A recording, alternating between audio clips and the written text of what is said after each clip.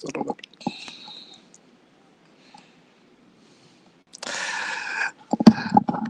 morning and thank you. You got to mute us. Unmute us. She's got us mute. Mute. Good morning, and thank you for joining Steve Walls and I. This is the Chief Cheat Sheet. Darren Smith, Steve Walls.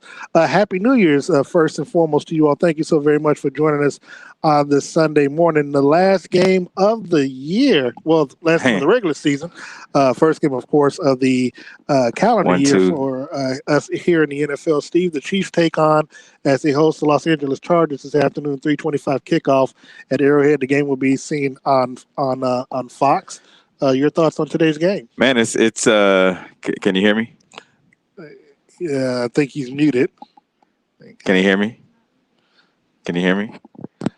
Keep going there. Yeah, so while we get his mic and stuff taken care of, Steve, today the Chiefs, they're going to be resting some of the starters, obviously most importantly Patrick Mahomes, Tyreek Hill. Mm-hmm. They come into today's game with a franchise best 14-1 record. They're looking to obviously extend it to 15-1 as they basically, they've already secured the first round bye, so they have essentially 3 weeks off for the players that they have resting in today's game.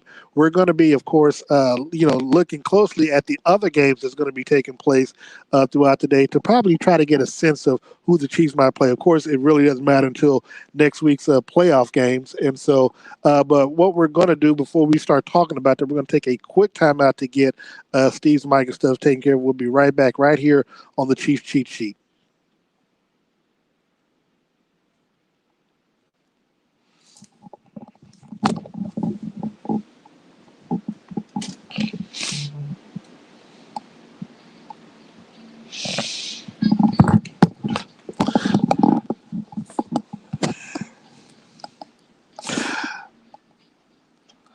They said they could hear you. I don't know. I guess you couldn't hear yourself, but they said they could hear you on here. They said they could hear you, yeah.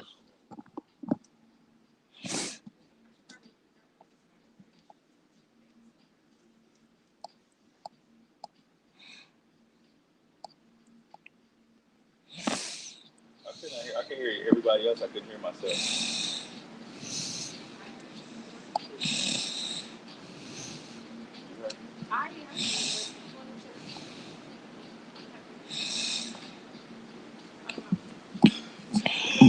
Okay.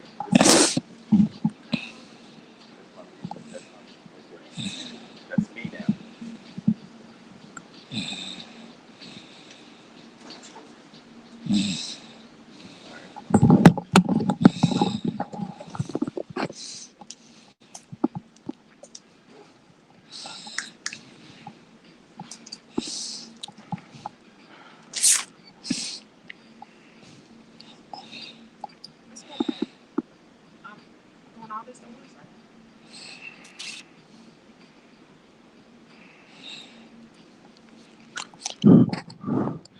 All right, we're going to see if these technical difficulties are worked out. Again, Steve, as I mentioned before, Chiefs are 14-1. They got the bye week off next week. Your initial thoughts on the Chiefs coming into this game hosting the Los Angeles Chargers? Well, I believe when you look at the way that they're going to come into this game. Of course, no starters that you mentioned, and they have a few starters. Well, a couple, but the ones that you would hope that would be starting in this last game, the guys that even you talked about it, the guys that are wanting to get some of those contract incentives. They want to reach those milestones, but. When you look at this game, though, it's going to be. And I know you're not going to like my prediction at the end of the show, but I think these Chargers are going to come in here with something to prove, even though they're not going to get the full arsenal of this Kansas City Chiefs offense. However, I think they're going to come out there with a lot to play for. Trust me, I can already imagine what your prediction is going to be because it might match mine as well. For someone who had them going undefeated this year, the Los Angeles Chargers, they come into today's game with a record of 6-9. They've started to pick up a little steam the last few weeks. Look, they've lost a lot of games earlier in the season with Justin Herbert that they potentially could have and should have won, even against the Kansas City Chiefs. So the Chargers could actually have been a playoff team this year with this rookie quarterback. Had they not, kind of like lost games at the very end, coach, a lot of that falls on the coaching and things of that manner. But with that being said, Justin Herbert more than likely going to be the offensive rookie of the year.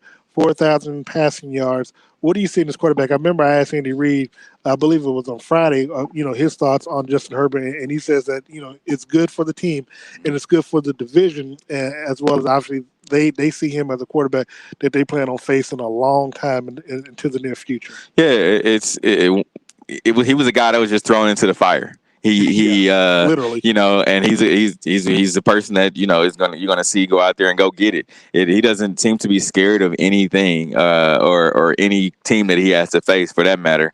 But when you look at just the way that he's played, if he had just a couple of more weapons, this may be a Chargers team that the Chiefs team may have to fear coming up in the future. Well, I'll be honest, he had weapons this season, but the problem is injuries.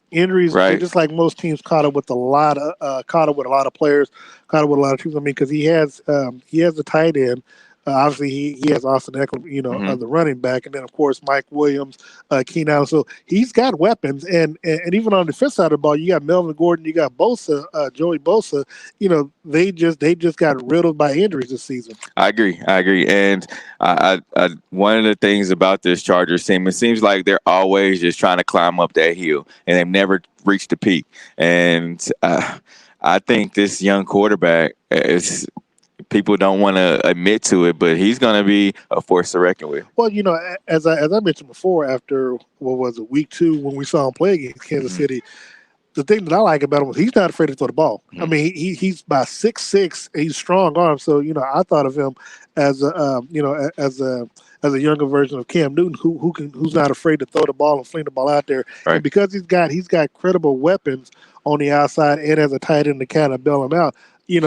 That offense, essentially the offense there, and you look at Las Vegas, those are offenses built to go, score for score with Kansas City. I think, obviously, like you mentioned, him being thrown into the fire, he obviously didn't get a chance in week 2 against us to be able to work out or to work with with the first team because he got thrown in, I think, right before kickoff. So seeing the growth, the maturation that you saw from him, what can he do in today's game? Because we're not really sure who's going to be deactivated or healthy scratches on the Chiefs defensive side of the ball. What do you think he can do at Arrowhead this afternoon? This is the first time he's going to be facing the Chiefs in this type of weather. Yeah, it's football weather, right? But I think he's going to come out there slinging the ball, and it's. I'm curious to find out exactly what is going through his mind as he's going to walk out that tunnel, because Arrowhead is a place to play, right? It's one of those places in the National Football League where it's like, all right, it's the loudest, even though there won't be as many fans out there. But I'm sure growing up, he's heard it's the loud one, if the loudest, the stadium in the NFL. But I think when he goes out and comes out of that tunnel, he's going to be ready to play, and he's a gamer. We've seen him week in and week out, even though they've lost a couple of games that I feel like they should have won. This is the young guy who teams better be fearful of him. It seems like he has no fear. He's that little brother where you tell him, "Hey, you don't touch the stove," and he goes out there and touches the stove right. Because he just doesn't know any better or just doesn't care. Now, obviously, we know Patrick Mahomes is going to be a healthy scratch today. Chad Henne starts in this place. What are you looking for, or what do you think he's going to be able to do in the offense? Obviously, the Chiefs aren't really going to change much of the offense up with. So they say. Yeah. Well, no, because I think you might see some quarterback sneak with this particular quarterback versus Patrick. But what are you looking for Chad Henne today in today's ball game? Go out and get a win.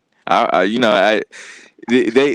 said that in the press conference. However, I still believe that you have to tailor the game to who you have. You can't go out there and have Dieter running filling in for Tyreek, or having Demarcus Robinson still running a go route and feel like Chad Henne's going to chuck the ball down the field for that many yards. It's just not going to work. So you're going to see some variations of the offense. Of course, a lot of what Andy Reid runs, there's multiple different ways that the play can go. Right, it's just different looks, but it's the same initial look, a pre-snap, but it's different variations off of that same look. So I think you'll get that, but of course, it's not going to end the way that Patrick Mahomes makes it look in the very end. Now, we've talked about it on numerous shows over the last couple of weeks about Mhm. the Chiefs being in this exact situation.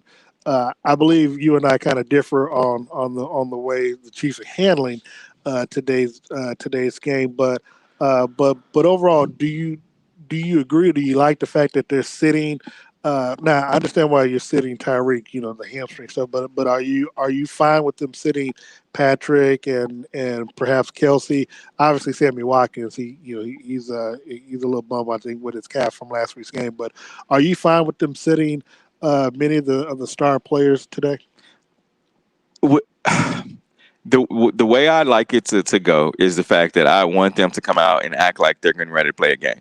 That way, your body and everything is getting because sports is your creatures of habit. Yeah. You week in and week out while you're in season, and we hear Tyron Matthew talk about it all the time. It's like, all right, well, once there's a change, if something goes wrong, there's a hiccup within the daily routine. You're kind of thrown off balance, so to speak. So I like to see them go out there and at least warm up, get your body juices flowing like you're getting ready to play, and then watch the game. My concern, and as I mentioned before, is the fact that after last week's game, players that aren't playing today, you're not playing for three weeks, Hmm. and the weather last week is much different than what the weather is Right, today, and so right. and so the first time you're back out there in uniform, repetition stuff is going to be what the second week in no, actually the third week in January, like January 16th, 17th. That's Hmm. the next. So your body playing wise hasn't had to adjust to anything just yet, and then you're asking Patrick and some of these players to come out after 3 weeks to just turn it on right away, and to be hopefully in playoff mode while other teams who have consistently been playing these next 2-3 weeks, Yeah. their bodies are already adjusted. They've already been in the thick of things versus players who are just not coming back. And look, I'm a creature of habit as well as you talked about, but also I'm a student of history. It just did not bode well for the Ravens last year and the Cowboys in 2017 when they took those essentially 3 weeks off. And that, look, I know Patrick is different from the rest. I know this is a different team, Right. but you also have to prove that that history that you won't repeat history. I agree. And this is a totally different offense. So this kind of like that outlier, if you would. But here's the thing about it. You're looking at Patrick, and he's what 25 years old, right? And you look at Tom Brady, so to speak. Tom Brady's over the 40 plus, right? 43. It'd be different if it was, the Tampa Bay Buccaneers. They're getting that bye week. Tom Brady needs that rhythm because he's older. But I think Patrick could wake up out of his sleep and go throw 4 touchdowns. I think that's just his chemistry and just the way that we've seen it. We've seen him come back from that knee injury last year and come out and still ball, be off for a few weeks, and come out and still take this team to the Super Bowl and win it.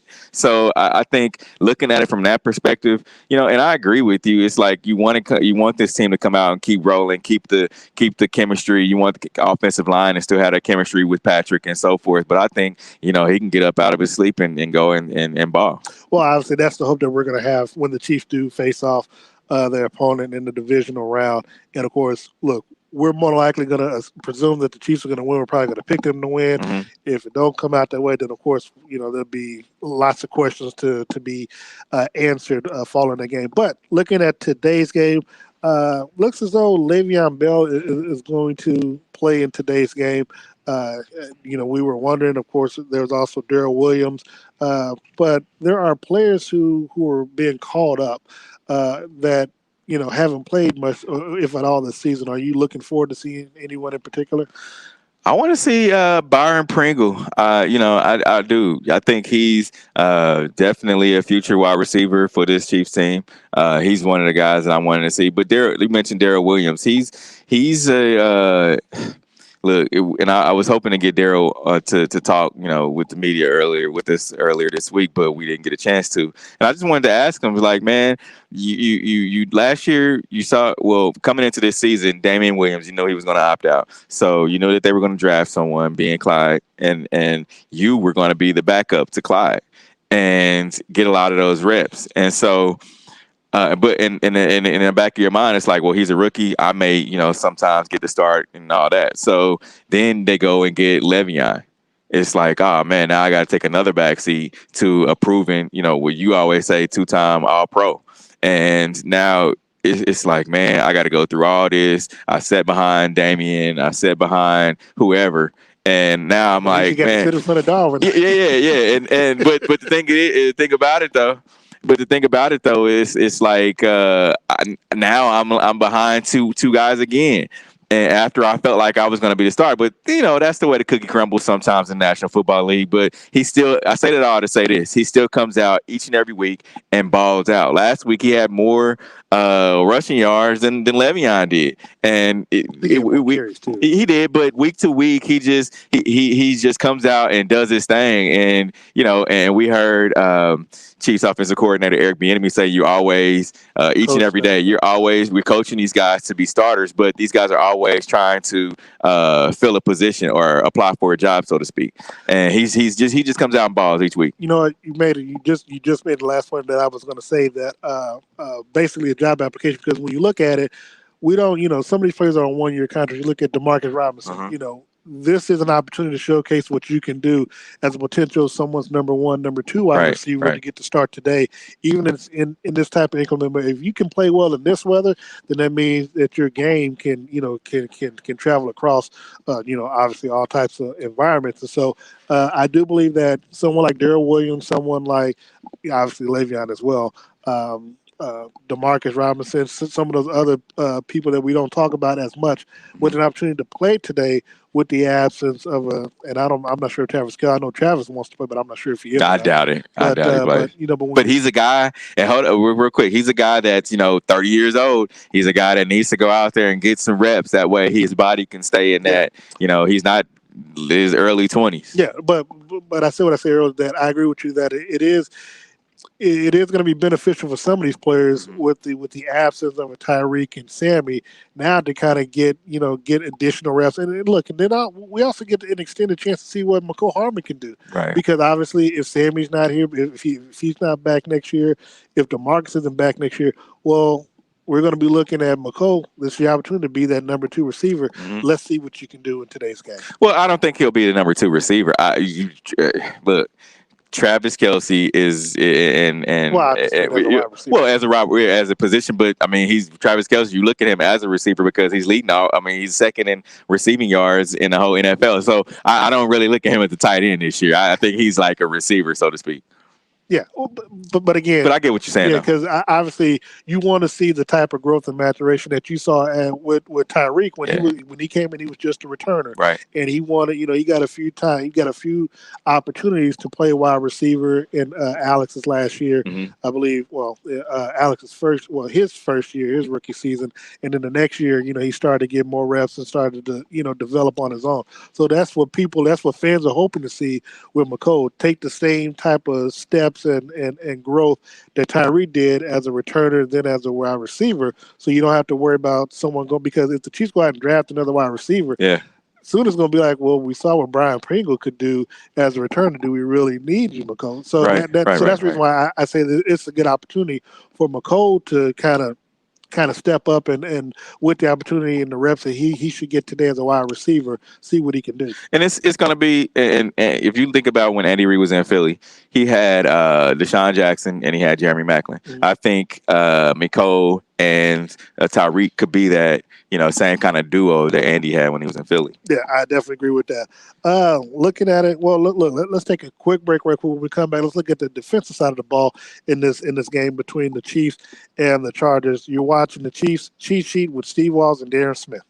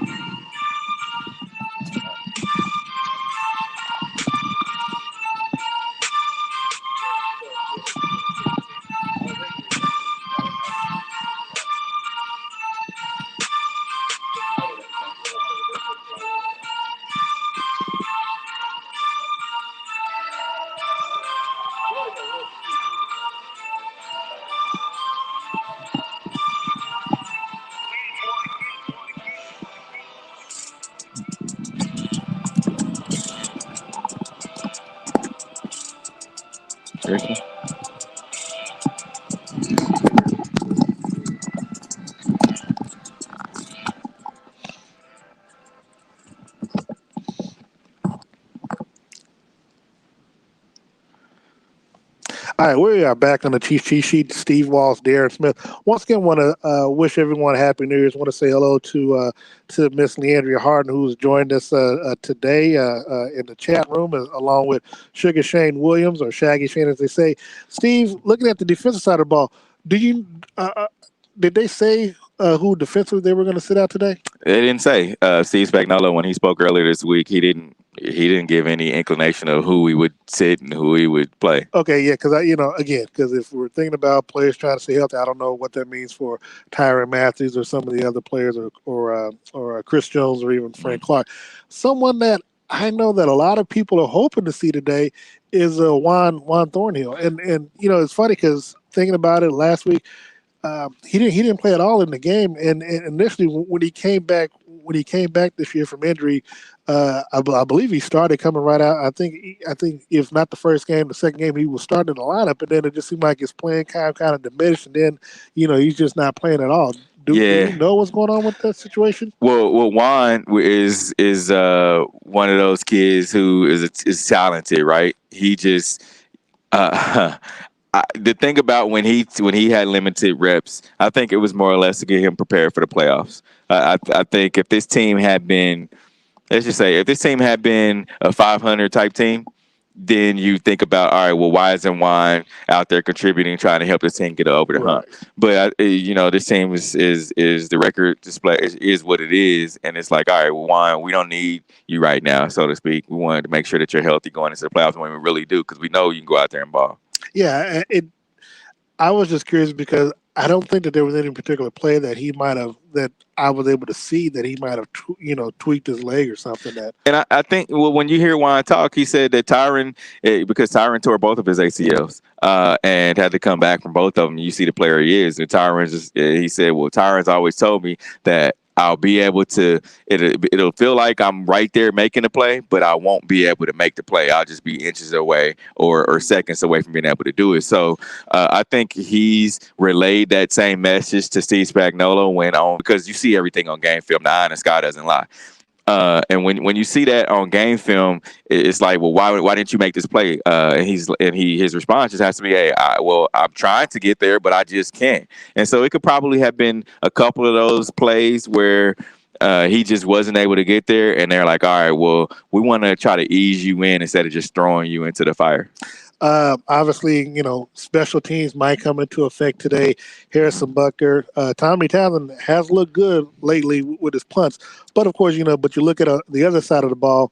Michael Badgley, he has not been good when it comes to field goals. So, right. I'm not sure, what your thought is on this game. Obviously, we know Justin Herbert's going to try to push the ball up and down the field, but I'm wondering on the Chiefs side, do you think they're going to try to push the ball with Chad Henne? Or do you think they're going to try to do more ground and pound? I told it's the game plan, right? Since Andy Reid said that, and Chad Henne said, well, the game plan is not going to change just because I'm in there. I think you're going to see, you have to, because I don't think Chad Henne's going to go out there and throw the ball 20, 30 times this game and think you're going to come out be successful, because at the end of the day, this is a football game and you still want to win the game. Yeah. You're playing an AFC West opponent. You still want to go out here and be perfect against these AFC West teams, except, of course, the Raiders. I will be honest, though, man. If Chad Henne comes to throw I will be bad for not taking those odds. He's playing for a job, too, though, because at the end of the day, he's like, man, even though I haven't gotten a start in so many years, I still want to come out here and let guys know, hey, I'm still that dude. I might have to build a little parlay because Chad might fool around and throw for like 270 yards and 3 touchdowns. I'm going to be looking like, man, I should have got in. That'd be a good stat to know. Is like, when is the last time he's thrown for over 250? Yeah. If you've had to, please put that in the comment section. We can try to look it up. try to make a little side money today with us. Steve, so let's look at the coach situation. Obviously, Andy Reid, he's locked up for a number of years, but on the other side, Anthony Lynn, he could be playing for his job today. Some people believe that if he gets a win against the Chiefs, they'll be 7-9. Maybe he can build off of that momentum. Mhm. Others may think others may feel that the losses that they incurred earlier in the season or in the middle of the season, where they probably could have been in a different situation, where they, again, as I said before, they could possibly have won, or they could possibly be like 9-6 right now versus 6-9. How important is this game in the future of Anthony Lynn?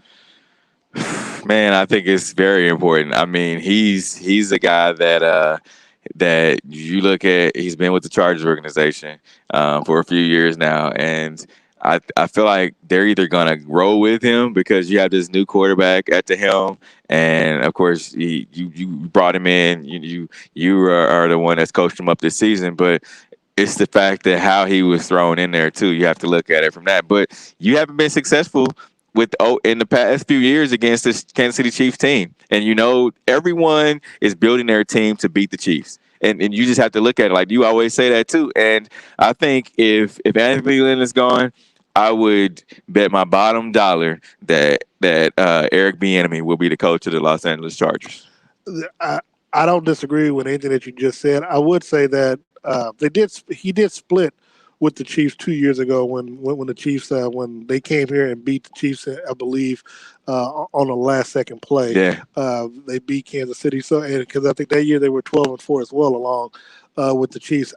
I think that the catalyst for them not being as successful at the time was Phillip Rivers with the amount of turnovers that he had. When you look at it, just remember, he's only had 10 interceptions this year. He has a rookie record, 28 touchdowns. I think he can get up to 30 in today's game. I think all things being equal, I think he's done a credible job, all things being equal, because of the injuries that they've suffered throughout the year.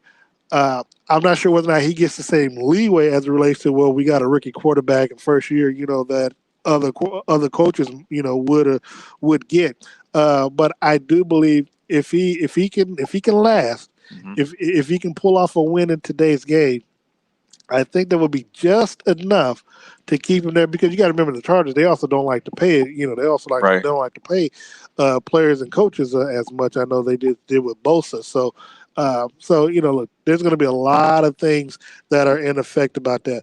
Before we get to today's score, I would like to get your X factor for both teams in today's game. I think the X factor for the Chiefs is going to be to go out there and continue to try to do what you do. Try to still, even though you're not going to have your playmakers and those guys, but try to go out there and mimic what you've been doing and got you to this point. I'm curious to know how this defense is going to play. Offensive line as well. It's you're going to have some young guys in there that you're going to want to build chemistry with going into the playoffs, and that's another that we didn't get to talk about, and maybe we'll talk about before we end. But the offensive line, I think that's going to be X factor. Now for the Chargers, it's going to be Justin Herbert. Are you going to come out there and ball? How much is weather going to play a part of it? It's just cold. I think the field is going to be, top notch today. If it was snowing, then I feel like, all right, this may be a ground and pound type game for both teams. But I think Justin Herbert is going to try to come out there and show, hey, I want to be the starter going forward for this team. And has he proven that he's going to be the starter? We still don't know that because they haven't come out and just said, all right, you're going to be the starter. You're our future. So we're gonna, yeah. Oh no, he's the future. Yeah. Well, I mean, if that's the case, then why hasn't Anthony Lynn come out and said this is our guy? This is who we're going to go with for the future. Anthony Lynn doesn't even know if he's going to be the guy. Well, but still, I think you should still come out and say something, and that say, hey, this is my guy. If and when you win Offensive Rookie of the Year, you're the guy. And plus, they drafted him number 6 right after Tua Tagovailoa. Yeah, right. I agree. But is Tyrod going to say, hey? I'm done here. Let me move on. Let me go pack my bags. Or is there some contract? Look, to Tyrod, he has obviously been an NFL starter But life ain't all that bad if you're Terod as a backup quarterback either, because he backed up. But he lost his spot though for unforeseen circumstances. And if I'm Terod, I'm like, hey, I'm gonna I'm definitely going to sue the NFL. That is. Well, he had the opportunity. Hey, I'm saying that I know you're talking about with the punch alone, but they had an opportunity to do that. I think the timeline or whatever passed them by, but they uh, Terod along with the NFL Players Association decided against it. So now that's because he thought he had an opportunity to come back and play again this yeah. year. But now it's like hindsight's 2020. I'm going to get my bag. That's what I'm going to do. Well, again, for him, obviously looking to play the long game, Right, right, you got to right, see you got to look at the landscape on what it's going to be. Obviously, today being the last game, as we looked at before we even came on the show, Carson Wentz wants out of Philadelphia. right. So so that's going to be a potential starting position that you're not going to get because someone's going to Indianapolis or someone Right. might go after Carson Wentz. Where again, your style of play may not be conducive because you're a very conservative type quarterback where you can't go out there and fling it. And of course, this being a passing league, a lot of teams may, style not suit that as well. I agree. I definitely agree. But here's the thing about it too that Chiefs fans should think about. And I saw Shaggy Shane. He had said when I made the comment about Eric Bieniemy going there. If they and I we can talk about that for a second because We got cool. time to work. Cool, because I think I think that our producers are like we do not. But here's the thing about Anthony Lynn. Let's just say the Chargers part ways with Lynn.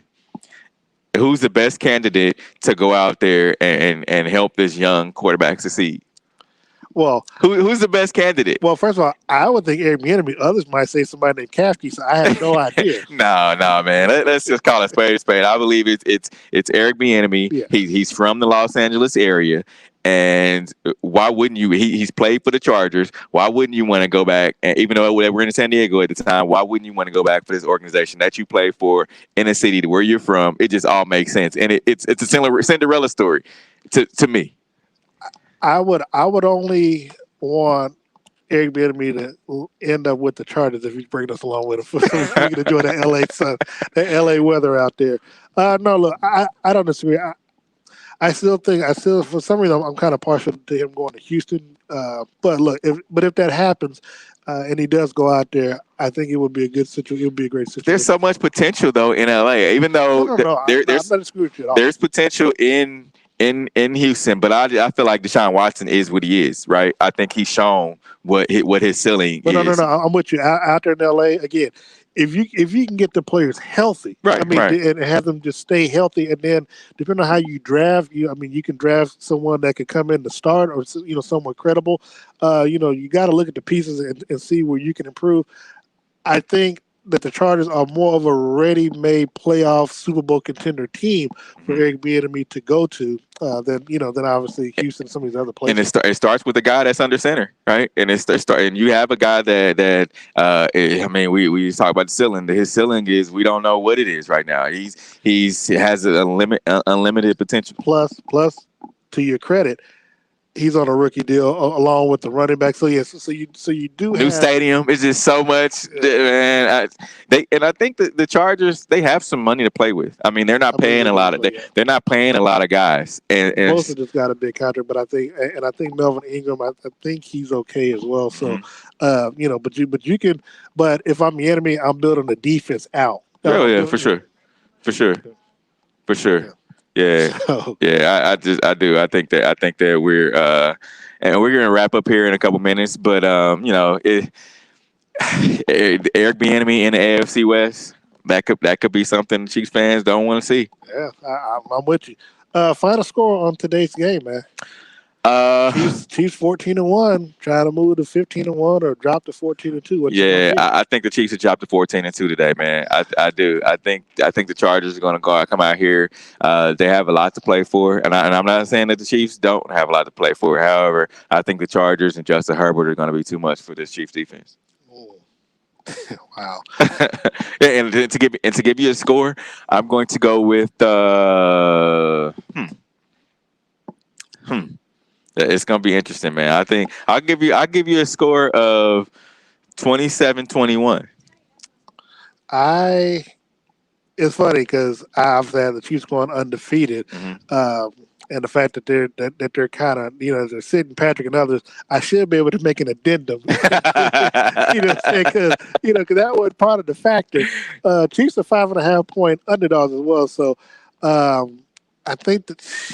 Man, I really don't want to. I don't even want to fix what I'm about to say, but I'm going to go with the Chiefs only because I'm stubborn in the fact that I had them going 19-0, and I still think that they can win. Because here's the thing: if you are coaching your players to be starters, then you still cannot accept the loss. You can't go out there playing as though the game doesn't matter, because that's how you can get hurt, and players can get hurt like that. So I'm going to go with the Chiefs.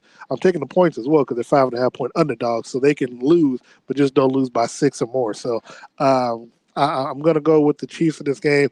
I think it's going to be much closer. I think Chad Henne might surprise us, which means I need to start parlaying some bets for later on the day. So will he have over under 250 yards passing? I think he'll have.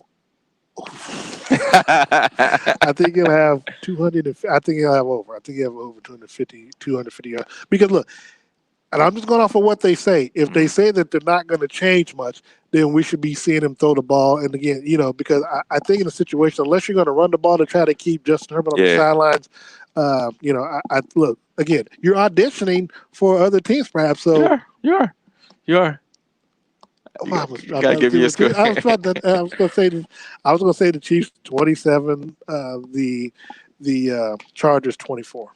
24-27, huh? Or 27-24. Yeah. I just look again. The Chiefs can lose, but don't lose by 6. So I got them actually covering the winning straight out. So Okay. All right. Well, we're split. We're split.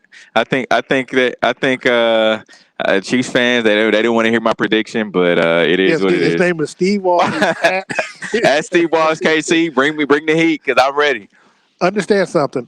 I love you all. You know what I'm saying? I've been rocking with you all season. I had you all going 19-0. Now, it's interesting, how there are people to me, the Chiefs go 15-1. It's talk of a legacy. Like, no, legacy is if you go 16-0, 19-0, but we're not going to go there. Yeah. We're not going to go there. That being the case, Steve, who you got on before we get out of here, man? I want to give a quick shout out to Halls once again. They come through for me. Remember, if your Halls is right now, they're doing a remodel inside of Crown Center on the 3rd floor, and they have a pop-up shop. They're in their old space where they spent over 20 years in the Crown Center area on the 3rd floor. So they're doing their pop-up shop. But if you want to find some unbelievable deals inside of their pop-up shop while they're doing their remodel, believe me, go down there. They have, so many deals that you can go down there and find. Okay, and of course, Todd White of Todd's Closures suits and boots me up each and every week. Before we get out of here, we do have, got to make sure we give a shout out to a couple other people, Steve.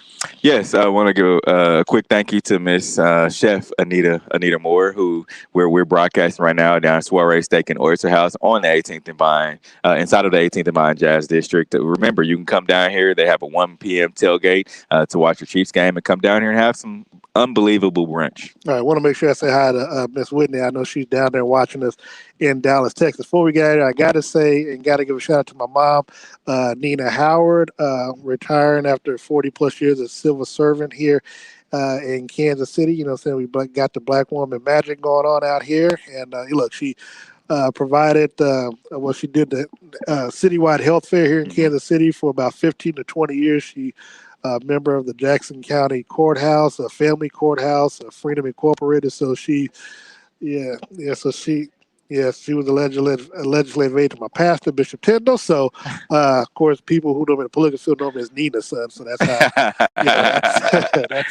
So, want to give a shout out to her for all that she's done. I will say a quick story. Me and my brother were talking about it, how during one of her toy drives or during one of the Christmas toy giveaways that she done, there was a kid who didn't sign up and whose parents, I don't even know how he was there without his parents, but was just sat there. All the kids got their stuff, and he didn't have any gifts for himself, for his family, whatever. My mom got his information, and next thing I knew, we were loading up all the toys. Me, my brothers, my sister, we loaded up all the toys and took them over to his house. The That's toys that she cool. had left over, and blessed them for that stuff that she done. It was like, damn, I wish we had kids like that. You know what I'm saying? But she was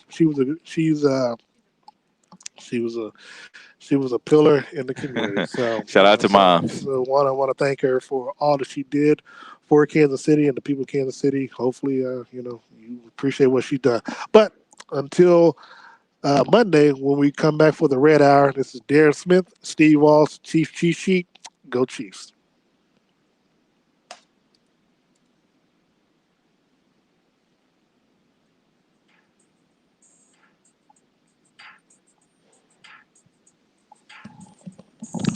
Still.